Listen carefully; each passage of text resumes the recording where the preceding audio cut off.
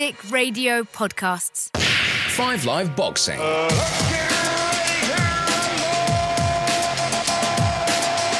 Welcome to the 5 Live Boxing podcast. My name is Steve Bunce and we've got a very busy show for you this week. Top guest, I've got a boxing green room. Yes, a virtual boxing green room.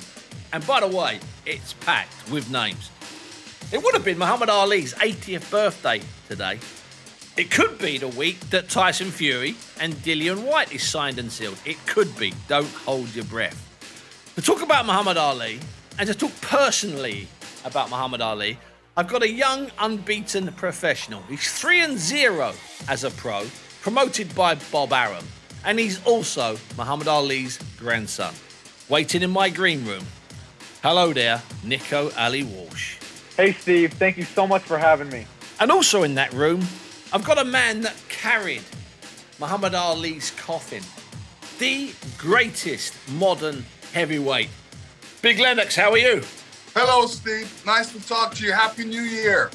And to talk about the heavyweights, Fury, White, Usyk, Joshua, and the fantastic schedule that we've got in February and March, Eddie Hearn is also on the show. How you doing? But I'm going to start with Big Lennox, one of the great modern heavyweights. Lennox, thanks for finding the time to speak to me. Let me ask you this first, Lennox. When were you first aware of Ali and his influence? Were you a small child or slightly older? It was when I was a little bit older. You know, my mom used to have fight parties where everybody came over to the house where she used to cook.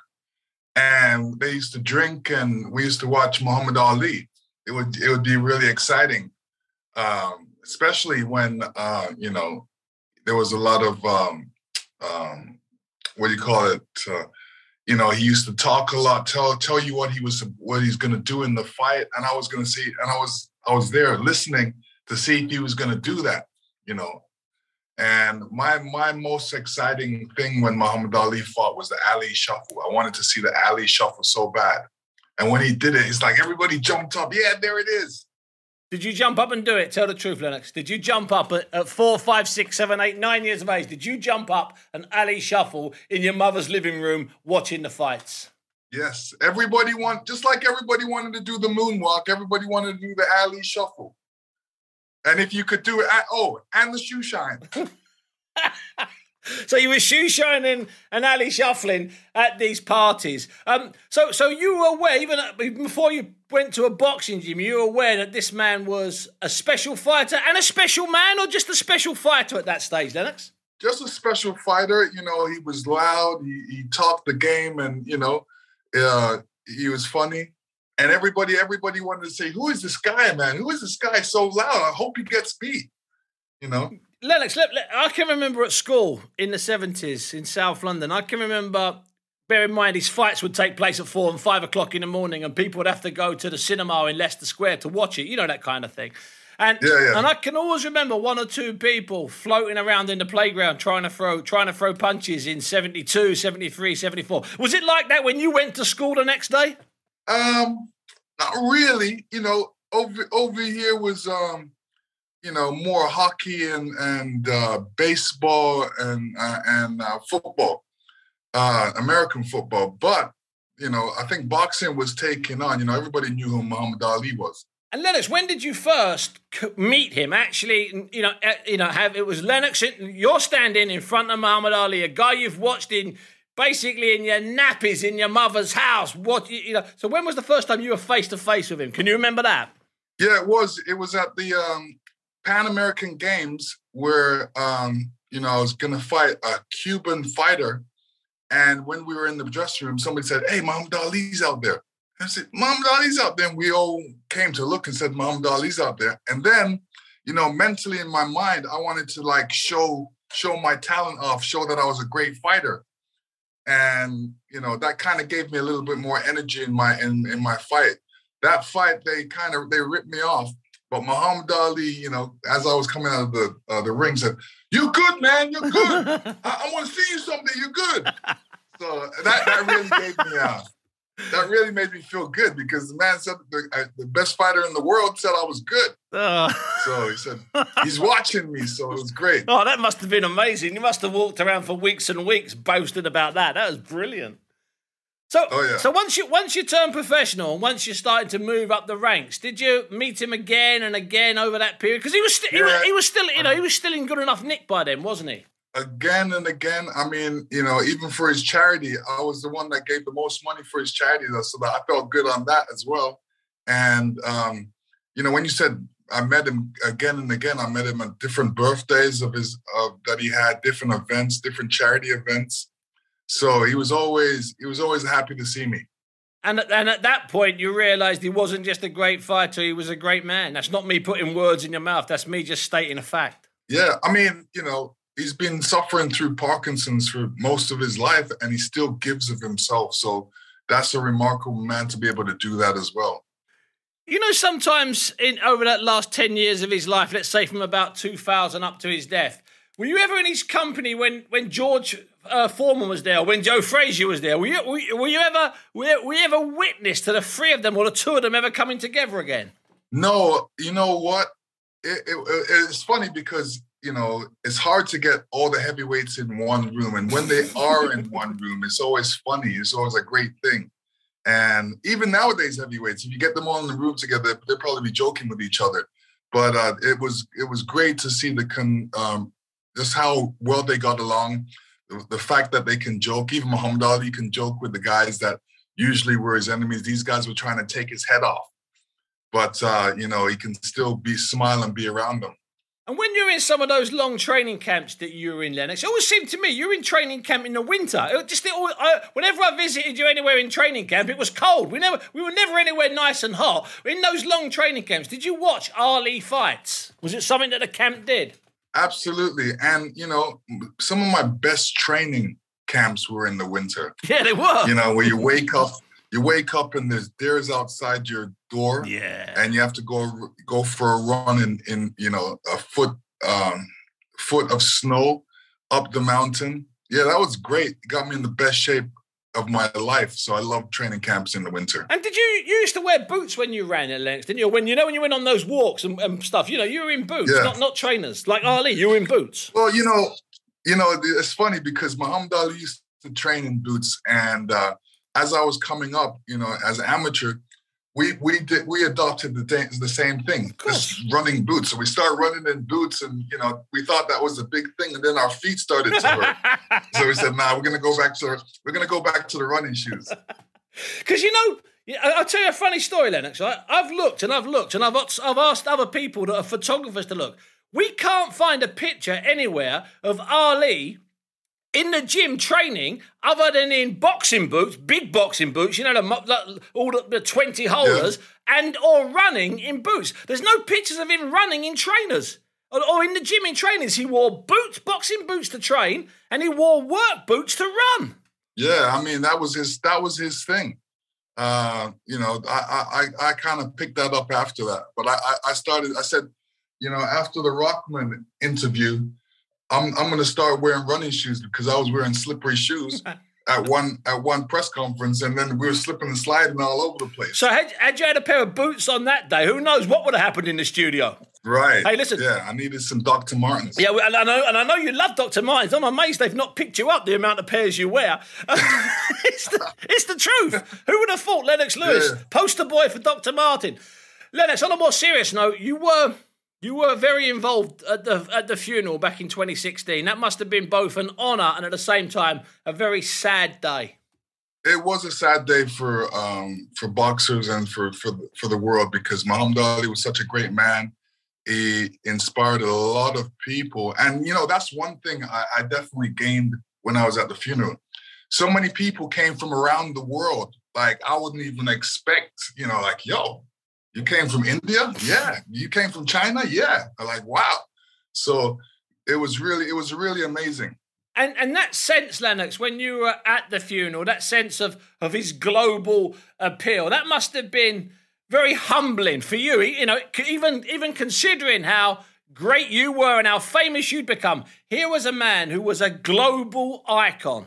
Yeah, global icon. And you really grabbed that impression when you went to his funeral. Like I said, people around the world, people making speeches from around the world, and people and hearing stories of how Muhammad Ali touched them. and there was like thousands of people there. So it was, even though it was a sad time but happy time. We celebrated him being alive and being a part of us and affecting us as we grew up. So I heard many stories, great stories, and we came away feeling really good, and we didn't feel bad. We felt very good. Yeah, felt honoured to have been involved with it. That was the impression. Absolutely. That was the impression I got, because I know that there were some really great fighters involved in that final service. And since that day, Lennox, I mean, 5 or 6 years ago, even though he's been gone, it still, I don't know if you feel the same way, it still feels like he's here. You still see pictures of him in every single gym. You still see clips of him everywhere. And you still have fighters, not just heavyweights, everyone paying respects to him. It's like he's only just left the room, not gone forever. No, he's like I said, he affected a lot of people's lives and still does. And he would always be an icon and a special person to a lot of people. And, when you can't mention the word boxing without mentioning Muhammad Ali. Yeah, they're absolutely there. Yeah, so another thing... Flow like a butterfly, sting like a bee. Oh, listen, I might just get you on to do impersonations from now on, Lennox. Look, before I let you go, just first of all, how are you? Are you good? Everything good in 2022? I'm good. Yeah, feeling good. Ready for 22. Yeah, ready for 22. Lennox, listen, it's been an absolute pleasure and a delight, and thanks for sharing your Muhammad Ali memories with us today, and I'll speak to you very soon. Take care to you and to all your family. All right. Happy New Year, everyone. Plus you, Happy New Year. Big Lennox there, Lennox Lewis. There's something regal about Lennox Lewis. I've been saying this for years and years and years. There's this honesty, there's this aura around him. It's always a delight when he spends some time. And I tell you, he loves Ali, doesn't he? He certainly does. He was about as animated as I've ever known him there. So Nico Ali Walsh coming up a bit later with tales of his grandfather. Hey. But first, it's Eddie Hearn. Now, this time last week, we were meant to find out when Dillian Whyte and Tyson Fury would be fighting. The purse bids were meant to be open last week. Well, they're meant to be open tomorrow, but my understanding is that's been pushed back. Eddie, let's cut through it. Tell me when it will happen. Well, you can't tell me when it will happen, but give me a clue. What's happening? Tyson Fury, Dillian Whyte, WBC Heavyweight Championship of the World. Where are we right now? Yeah, we received an email overnight. This Friday is the official date of the purse bid now. We're supposed to be, I believe, Monday or Tuesday of this week. Now expecting that on Friday. Who knows whether that might change? There's a lot happening behind the scenes. There's a lot of discussions. Obviously, there's the legal situation between Dillian and the WBC as well. But look, we're looking to move forward. I think people keep talking about March dates and stuff like that. That's starting to become very unrealistic with the size of this magnitude, a fight with this magnitude, So Dillian wants to fight. He hasn't boxed since March of last year. So looking to get active and obviously fight for the world heavyweight title. So hopefully we can progress with purse bids if need be, or complete a deal. Eddie, there's also... What is the situation with Dillian's arbitration hearing? Is that too grand a title, or is it just a discussion that Dillian and you and Dillian are having with the WBC over the split? Because he wanted 45%, thought he was entitled to that, and the WBC, if I'm not wrong, ruled at 20%. Where are we with that, Eddie, or is that something that you think can also be resolved? So the legal case in the arbitration is on a number of issues relating to the period of time that Dillian Whyte has had to wait for this opportunity. The split is also an additional issue that will fall into that category, but also in terms of an appeal process with the WBC. The normal split for any mandatory challenger is a lot more than 80-20. Yeah. For an interim champion, the normal split can go up to 45%.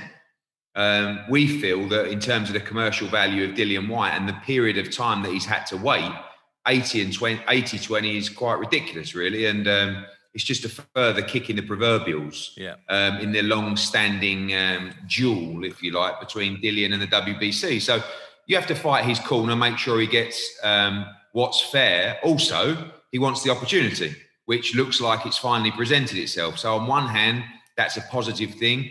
looks like Dillian Whyte will definitely get his shot at the WBC title. But, you know, we have to fight for his rights and also ensure that everything's fair. It's not going to stand in the way of the fight, but we want to go through the process and make sure his case is heard. And you're talking about a lot of money. You know, you're talking about a difference of 25% in a fight of large financial proportions. So, you know, we have to go through the process and obviously make sure that he gets what's fair. Now, with that, Ed, have you got in your head a cut-off for the fight being in March or April? Because, you know, it's a big fight. It's not something you can just sell overnight, even though obviously it's got a lot of publicity. So in your head, is there a cut-off? 1st of February, 10th of February, something like that? Not really. I mean, you know, I think when you're talking about an international fight, March becomes very tight now. If you're going to get up and running, it's very difficult when we're looking at the numbers we're going to bid for this fight. Yeah. It's very difficult to put that fight in Manchester Arena and hit the kind of numbers that you're going to need to bid to win that purse bid. So in that case, if it's, you know, a stadium fight or if it's an international fight, things take time. But, you know, I know that Fury's team have made it clear he'd like to fight at the end of March. Listen, Dillian Whyte will be ready at the end of March as well, if need be. And obviously it depends on who wins the purse bid and when that fight takes place. But, you know, end of March, April, early May, potentially, this is the window for the fight. Depends what happens this week. Sure. You know, is the purse bid going to be delayed again? Is there a hearing regarding the split? Is a deal reached? Yeah. You know, I mean, there's so many conversations going on behind the scenes right now that something could turn at any moment. So, you know, you just got to stay on your toes and be ready. So we'll leave that one till Friday or later. No doubt we'll have more conversations about that. Eddie, where are we before we move on to the list of the fights that have been announced? Where are we with an AJ announcement? Two things. Obviously, if there will be a change in his training regime, change in location. And B, where are we with a potential fight? You told me up in the ring on December 18, you thought April might be a month for Usyk and AJ. Where are we with those two things? Yeah, I think still the same. I mean, April is the likely date for that. Had a number of conversations with Alex Krasuk. I feel like it's a fight that will take place in the UK again. Spurs would be a great place to revisit. Wembley also. You know, once you start getting into April and early May, the weather gets a little bit better. Yeah. And we've had a number of offers internationally on that fight, but it's a fight that I would like to bring back to the UK because it's a very important fight for Anthony Joshua. You know, it's a must-win fight for Anthony Joshua. And, you know, I'd love to see him get victory on UK soil. So those conversations continue. With regards to his training, I'm sure that, you know, he will make an announcement in due course. Listen, camp's going to start in a couple of weeks, you know, for all these guys. I mean, a lot of these guys are in camp already. AJ hasn't really been out of camp since the defeat, but the real work with the new team, you know, will probably start at the beginning of February. And I'm sure he'll make an announcement regarding who's going to be on that team. You know, there will be changes. He will bring people in. He's been working very hard over the last couple of months to decide how that camp is going to look. And of course, the people within that camp. And, you know, he knows that he must get this right. So he's been doing the work behind the scenes to make sure that he builds the right environment, the right team to take him to victory against Alexander Usyk. And Eddie, is it your understanding that people from the old regime will be gone, or will there just be a changing of roles? Will it just be a slightly different setup? Yeah, I think there's AJ's one, a very loyal person, and two, you know, he has a lot of respect for the people that have helped him on the journey so far. There'll definitely be a huge number of people still involved in the AJ team that were there before. I don't see this as, you know, a clear out and getting rid of everybody. I just see this as a tweak to make sure that he gets it right. And, you know, he's made tweaks in the past. Yeah. Of course, around the Andy Ruiz rematch, got that right. And now just feels like, I guess he needs to evolve again, if you like. I've seen good hunger from him. You know, I think he never takes defeat well because he's a winner. You know, and sometimes he tries to hide that pain. He did that, you know, around the Andy Ruiz fight, particularly. I always remember him sort of giving the impression he wasn't that bothered, and I knew how much it was eating him up. It's really eating him up, because there were things that happened in the Andy Ruiz preparation that, you know, you can make a case for. That was the reason why he lost. This was just, he was beaten by the better man, and that's almost hurt him more than there being an excuse, although he'd never make one, you know. So it's pushed him harder to get things right. And he's obsessed with getting things right. And he's obsessed with winning this fight and becoming a 3-time heavyweight world champion. But seeing him obsessed must be refreshing for you. Because if you went into the gym and he was just like the normal AJ, you know, I'd be worried. I'm sure you would. Of course. It's got to hurt. Yeah. And if it doesn't hurt, it doesn't mean anything. Bingo. And, you know, you worry about a fighter who gets everything. Do they still have that same desire, that winning mentality? The hunger. And what I've seen is absolutely 1,000,000%. Because if you're right, you know, he's been obsessed with getting this right. And if you're not bothered, if it doesn't mean anything to you, if you don't have that hunger, you're not. Yeah. So he's ready to go. You know, he's ready to go in there and rip his titles off Alexander Usyk. And you know, I'm a big believer that will happen, and I know that he'll put everything into it, and I know he'll get it right this time. Right, that's the heavyweights. Let's move on. Before we do the shopping list of the fights that are announced, that are actually done and dusted, let me ask you about a couple that are boiling, that are out there. Lots of Devin Haney and George Kambosos discussion. That's the first one. The second one, where are we with Serrano and Katie Taylor? We talked to you first about this in about 2019. We literally, you and I and Mike Costello, who obviously you stole, kidnapped over there on DAZN. We had a 3-way conversation about this fight. It was meant to be happening in about May of 2020. So Haney and Kambosos first, and then effortlessly into Serrano and Katie Taylor. Give us an update. Well, I woke up this morning to a number of thousands of retweets and everything from Haney and Kambosos going at it. And then actually had a conversation, about an hour ago with Lou DiBella, about 3 o'clock his time in the morning. And, you know, I don't mind all that. You know, Lou said, "Oh, what's Haney saying?" I said, "Look, Lou, let him go." Yeah, absolutely. You know, this is what people want. You know, this is called a build-up. Absolutely. You know, Lou's working very hard behind the scenes and in Australia to try and get this right. Myself with the DAZN guys to try and find a solution. I think we're moving in the right direction. Brilliant. I really do. You know, with it's a massive fight in Australia. It's the fight to find out who is the true undisputed at 135 pounds. Kambosos wants it. Haney wants it. We want it. I believe Lou DiBella wants it. DAZN want it. So, you know, everyone's moving in the right direction, or at least with the same cap on to try and make that fight. So I feel like you're going to get that fight. Brilliant. Taylor Serrano, we are right on the cusp, right on the verge. I mean, I think you could even get an announcement as early as the end of this week. It has been a long time coming for a number of reasons. One, of course, the pandemic. You know, this fight was supposed to happen last year. Yeah. Serrano couldn't train for the date. You know, there was a lockdown in New York. And listen, it's all worked out fantastically well for her because she's gone away and signed with Jake Paul. Yeah. He's pushed her value through the roof. You know, she's boxed them co-main event to his last couple of cards live on Showtime pay-per-view. And now the fight is twice as big as it ever has been. I saw some reports about April 30th. That is a target date. Madison Square Garden, the big room. Wow. We're not mucking around with the theatre. You know, the people in charge at MSG have said, no, this is the big room fight. This is a historic legacy fight, not just for women's boxing, but for boxing. Yeah. Never going to get any bigger than this. And we have to give this our full attention.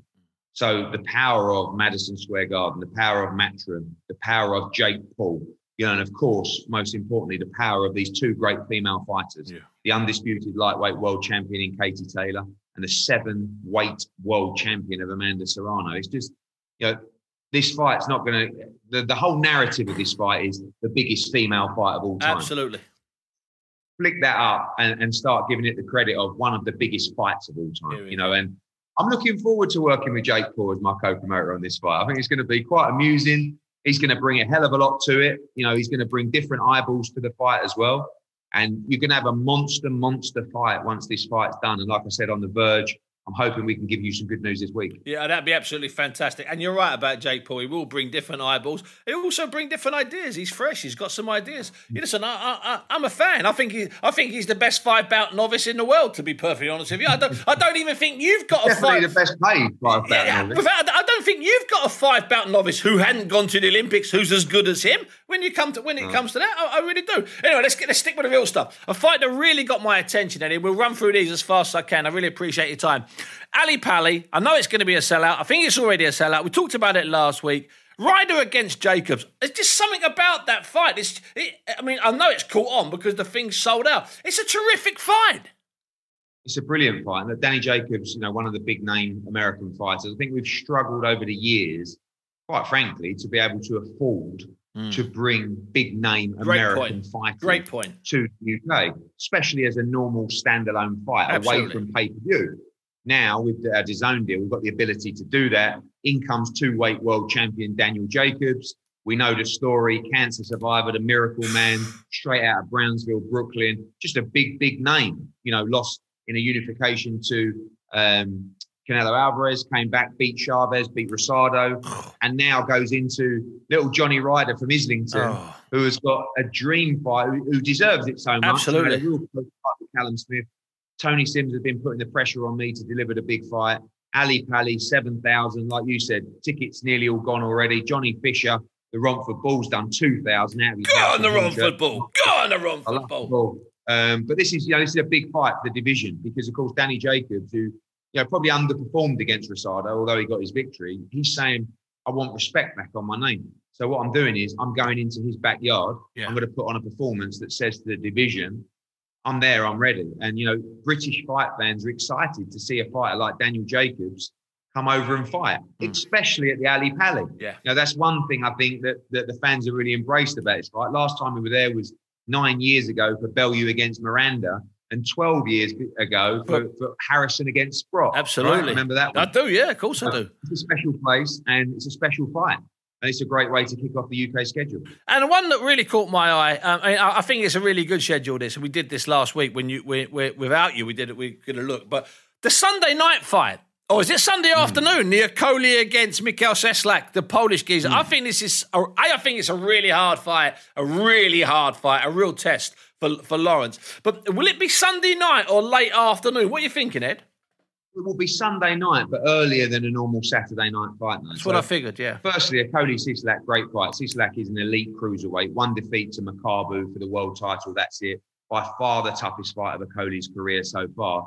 Sunday nights are interesting. I've always felt that there's a place for Sunday night boxing. Yeah, and me. Particularly on TV, on broadcast, because you're at home, you've got a captive audience, you watch the football on a Sunday afternoon, and then you sort of loaf around having a pork pie and a sort of ham and tomato sandwich. Yeah, there's not a lot else to do. So this time we're going to bring something different to the O2. We've got a lot of interesting plans for that day and that fight night. And I think it's going to do really well. I don't think you'll ever replace Saturday night fight night, but I think from a scheduling perspective, Sunday nights can really work. And also what that does is it does the sort of thing that I've been campaigning for years and years, maybe for 10 years, purely from a financial point of view, is it allows the Catterall and Taylor fight up in Scotland to take place on the Saturday night. All of the belts, terrific fight, all of that stuff, and then you go the next night. I like that. That's sensible. You need to be commended for that. Yeah, I think that's it's very difficult now. Our target date for Taylor Serrano. Yeah. Yesterday they said they might do Valdez against Stevenson. Yeah, I saw that big fight on the same day. So. Yeah. It's impossible to work around a schedule where you're avoiding boxing, UFC, college football, Premier League football. So you just got to, get it right. You've got to commit to your date when you launch it, but also you've got to be smart and think on your feet. Is there a way to bring a fight forward 45 minutes to make sure it doesn't clash with another fight? In that instance of that weekend, which is the weekend we wanted to go, Taylor goes on a Saturday. We always wanted to try boxing on Sunday. There's the perfect opportunity. Yeah. So, always evolving, always thinking. But these days, the boxing schedule is so busy, which is great news for everybody. There will unfortunately be clashes, but when you can avoid it, it works for everybody. Yeah, February and March are two of the best months I think I can remember when I look at both from the British point of view and from some of the international fights that are going to be in theory flooded in. A couple more, Eddie. March the 12th in Nottingham. Lee Woods, Fairy Tale #1, Michael Conlon. I'm delighted. Listen, I wish it was Madison Square Garden, of course I do. I wish it was Belfast. But you know what? Lee's the champion. Let's have it in his backyard. I love that fight. Yeah. I love the fight. It's a tremendous fight. And, we had Paddy's Day in New York, obviously with the Taylor Serrano not too far away. We wanted to sort of focus on that. We had Belfast, which is a surefire sellout. And then we had Nottingham. You know, we looked at the City Ground, March in Nottingham, not the most attractive. Tricky. But for a long time, Bunce, I've wanted to go back to Nottingham. Yes, of course. You know, I did it once for a next gen, but I haven't been back there with a big fight since Froch Buto. Get it. And probably one of the greatest nights of all time in British boxing, that fight. Yeah. You know, and this is another one where we're going to have half the arena is going to be Nottingham and England and Leewood fans, and half the arena is going to be Conlon and Irish and Belfast fans. You're going to get a really good kind of like a Frampton Quigg feeling with this fight. Guaranteed. Travelling fans, great atmosphere. It's going to be a great undercard as well. And it's a pure 50-50 fight. You know, this fight likely to be elevated to the Super Championship with the WBA, with Santa Cruz moving up. Yep. A couple of weeks later, you've got Warrington against Kiko Martinez. Yep. It's a big unification fight for the two winners of that fight. But for me, Wood against Conlon is one of the standout fights of the schedule. I think you've got Ben Davison in the corner of Lee Wood. You've got Adam Booth in the corner of Michael Conlon. It is a really, really big fight. And looking forward to the press conference this week, actually, in Nottingham and Belfast. It's going to be lively. Yeah, I'm not doing Belfast, but I'm going to be in Nottingham. And the final one of the shopping list, you just mentioned it there, Josh Warrington at home in Leeds against Kiko Martinez. Martinez providing possibly both the shock and the knockout of our 2021 schedule. I'm delighted for Josh Warrington here, Eddie. I'm delighted. It's a weird one because, you know, Josh Warrington, obviously rematch Maurizio Lara. We know that ended in a cut and a technical draw. And he asked me to get him a fight in the US. Kiko Martinez just tore up the script and knocked out Kid Galahad.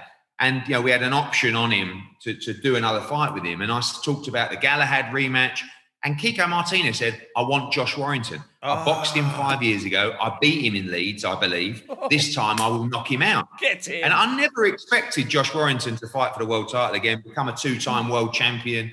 And I phoned up Josh. I said, look, you're not going to believe this. Kiko wants you. And he's like, really? Wow. You know, and we quickly got that fight made. And everyone knows about the atmosphere in Leeds. It's a big night for Josh. Yeah. I mean, you know, his career's on the line, even though he's fighting for a world title. But he will feel like he's the favourite going into that fight. But Kiko Martinez, you know, after the Josh Warrington-Lara defeat, he's full of confidence. And he believes he's going to knock Josh Warrington out. It's going to be an absolute firefight March 26th in Leeds. And like I said, March is a really important month for the British and Irish featherweights because you've got two big world championship fights and the winners will be looking to face the winners in the unification.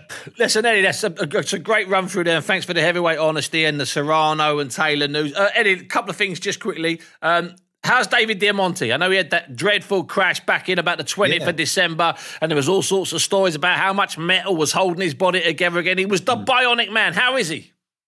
Yeah, he's good. I mean, look, he's lucky to be alive, really. You know, he had a terrible accident and some terrible injuries. He is on the mend. You know, the last conversation, remarkably, was him talking about trying to make the opening show of the year in February, which is only sort of 3 weeks away. So, I mean, knowing David, he'll be there some way, somehow. Yeah. Whether we've got to zoom him in, you know, over the mic, or whether we've got to fly him in and wheel him in, or whether he's up and walking around. But, you know, thank God he's okay and alive and kicking. And, you know, you'll see him in the ring definitely in the early part of the year. I know you're thinking of it, but I'm going to say it anyway. Can you imagine? Close your eyes. It's a big one. It's the rematch of Usyk and Joshua. Okay, and those lights come on, and he comes out behind those fireworks with his stick, and he's walking down. And who's introducing David Diamante? Yes, you know where I'm going with this. Buffer is introducing David Diamante coming to the ring. What a change of events that'll be. What a change of events. And finally, Eddie, today is this is Monday. We record this on a Monday. It's Muhammad Ali's 80th would have been his 80th birthday today. One quick Muhammad Ali memory. Go on, just tell me one quick personal Ali memory if you've got one. Do you know what? It's probably a sadder one, really, more than anything, unfortunately. But it's the toughness of the man, because I feel like good line. Muhammad Ali, to people who weren't around in that era, and not me included, it's only when you watch it back you realise how tough he was and how good his chin was. Yeah, great point. You know, because everyone remembers him for his footwork and his jab and his movement. But what people don't remember is how tough he was. And, you know, you look at fights like Norton, of course, but even fights like Larry Holmes, where he was done in his career, and he just soaked up so much punishment. So I remember him for his heart. and chin, actually, more than just his footwork and his movement and his amazing, exuberant personality that he possessed as well, because this was a guy who had everything. A light heavyweight, really, not a big weight in frame, but a guy who could soak up so much punishment, and a guy that never quit. Never quit. You know, in those fights with Holmes and Norton and all those, you know, with a broken jaw, his heart should be remembered for as much of his movement and his technical ability. Heart and toughness. Eddie, listen, it's always a pleasure talking to you. Can't wait to get cracking with this list. And see you in Nottingham. Eddie, thanks for your time. See you, mate. Eddie Hearn there, finishing with Muhammad Ali's toughness. And Eddie's right. Sometimes we do overlook the toughness, just the resilience, the bravery of the man. Also, Eddie there telling us about White and Fury, lining us up for an announcement from Anthony Joshua, and possibly an announcement about the Joshua and Usyk rematch, and hopefully keying us up, just taking us down that trail to Amanda Serrano and Katie Taylor, and a fantastic February and March schedule. Now, to finish this week, I wanted to make it the most emotional of possible endings, because, hey, it's emotional. Muhammad Ali, you know, he made people, well, he made people aware of things, he made people change, he made people thoughtful, and he made people cry at the end. He certainly did. I'm not promising you tears, but hey-ho, perhaps I can just get a little bit of a lump in your throat. Nico Ali Walsh, he's 3-0 as a professional. He was 15 when his grandfather, Muhammad Ali, died, and it's a delight and a pleasure to welcome him to the show. Nico, let me ask you this straight away.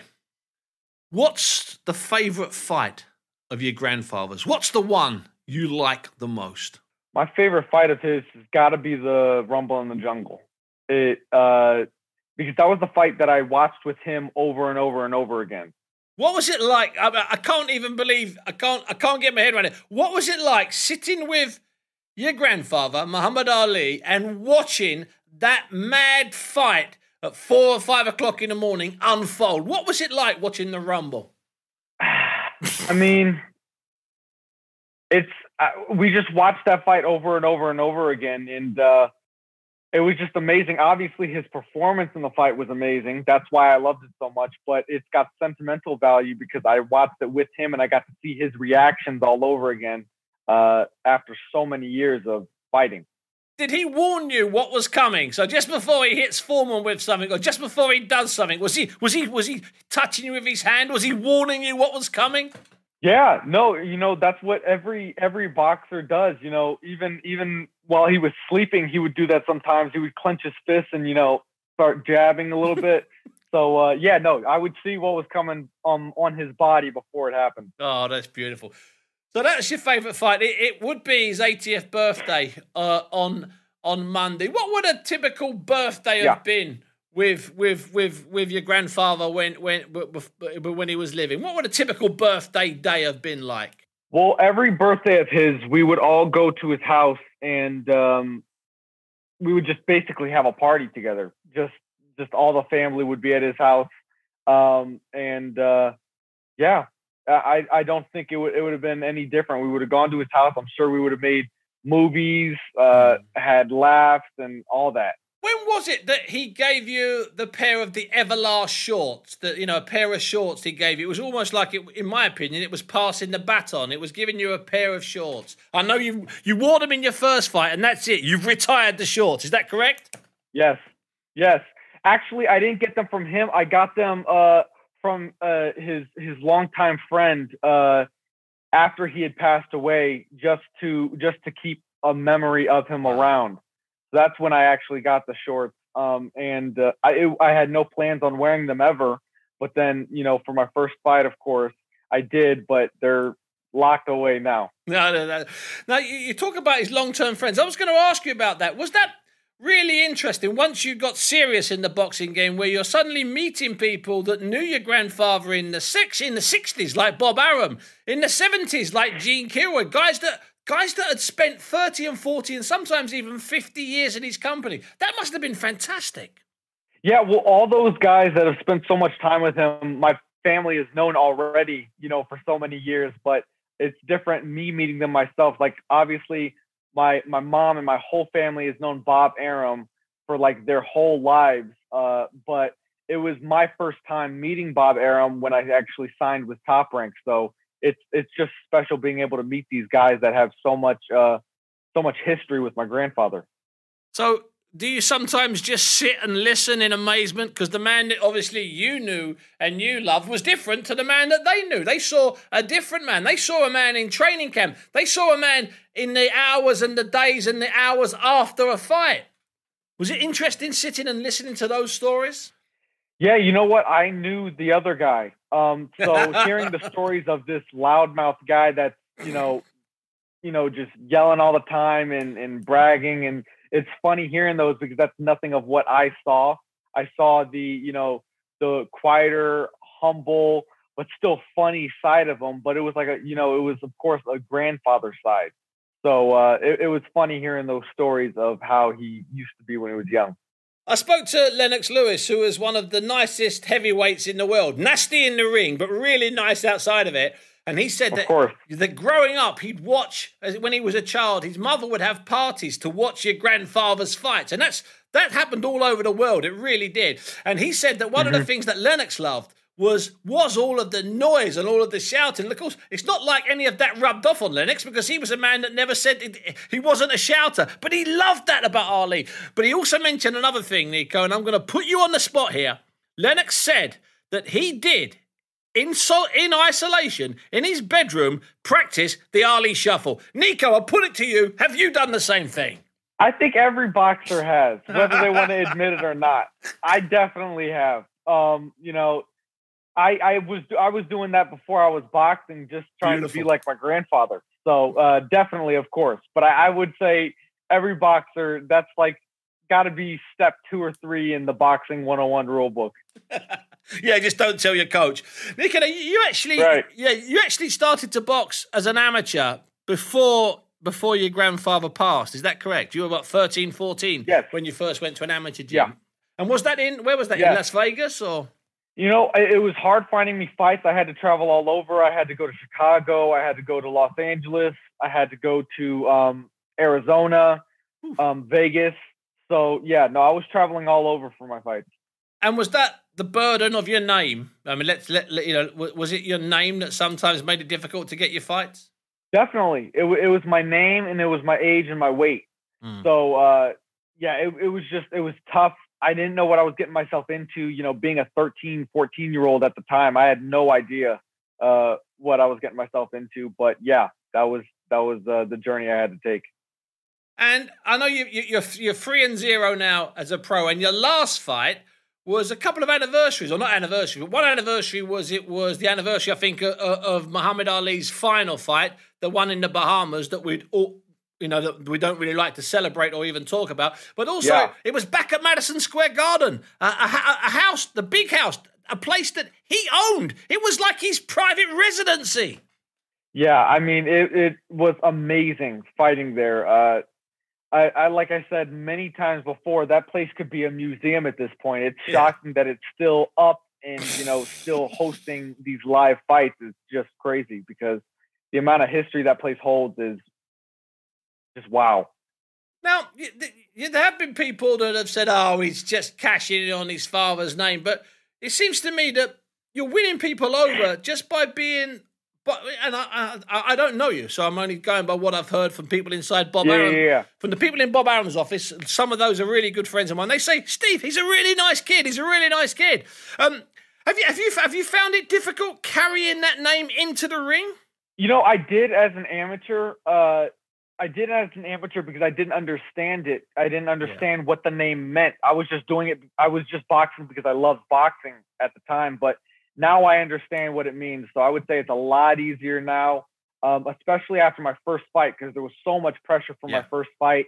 It was my first time with, no headgear. It was my first time in like that public light. So after that first fight, it's smooth sailing now. And I understand the importance of the name to not just me, but the world. So it's definitely a lot easier now. And that leads on to another question about understanding. At what age can you remember maybe being out one day either with your mother or one of your aunties or your nephews or your cousins, or maybe your grandfather, and suddenly you realised that there was something different about him. There was something odd about him. People bowed their heads. People were lost for words when they came up to him. At what age can you remember that happening, Nico? You know what? I remember the exact age. I was 12 years old, and he had a 70th birthday party here in Las Vegas, and he had so many celebrities and huge names at the birthday party, and they were singing him happy birthday. So I was seeing people that I looked up to, and I was seeing people that I saw on TV singing my grandfather happy birthday, and I was like, wait, this isn't right. It was Stevie Wonder was there, Snoop Dogg was there. I mean, so many huge names that I looked up to were there, and it was just crazy seeing those guys say happy birthday to my grandfather, and that's when I knew something was a little off about him. To say the least, something was a little off. Right. Now, one of the places where he was dearly loved, and I would say this unbiased, is here in Great Britain. He was here. I can't even keep tabs of how many times he was here. He loved it here, and the love he was shown here, well, you know about it. Tell me you're going to fight in Britain or London at some point, Nico. Give me the good news. I need to. That is absolutely, that's actually number one on my bucket list now. My number one was fighting at Madison Square Garden just because it's here in the States and, it's like within arm's reach. So, but no, number one on my bucket list is fighting in the UK. I have to do that.